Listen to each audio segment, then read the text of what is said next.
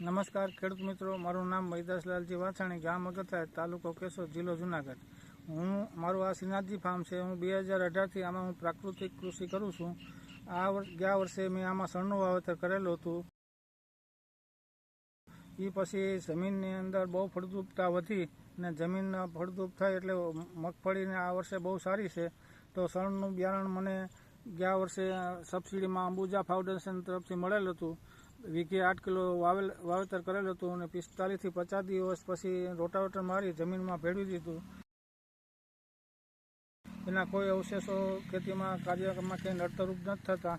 આનાથી organic carbon સારો મળે છે અને મગફળીનું બહુ સારું રિઝલ્ટ મળે છે.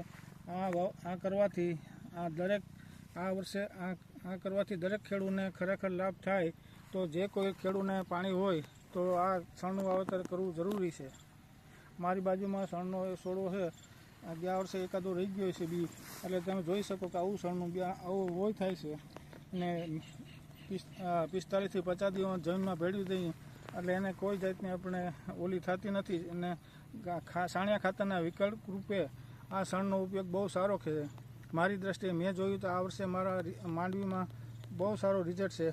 ખેડૂત મિત્રો, મારી તમને વિનંતી છે કે આ દરેક ખેડૂતે જે પાણી હોય એ પ્રમાણે શણનું વાવેતર કરવું જોઈએ. ઓછું પાણી હોય તો કરવું જોઈએ, વધારે પાણી હોય તો બીજા પિયત ન કરતાં એકાદ વર્ષે આ શણનું વાવેતર કરી જમીન ફળદ્રુપ બનાવવા જરૂરી છે. જેનાથી આપણું ઓર્ગોનિક કાર્બન સારો થાય છે અને જમીન ફળદ્રુપ બને છે. અને છાણિયા ખાતરના વિકલ્પ રૂપે શણનો ઉપયોગ બહુ સારો છે.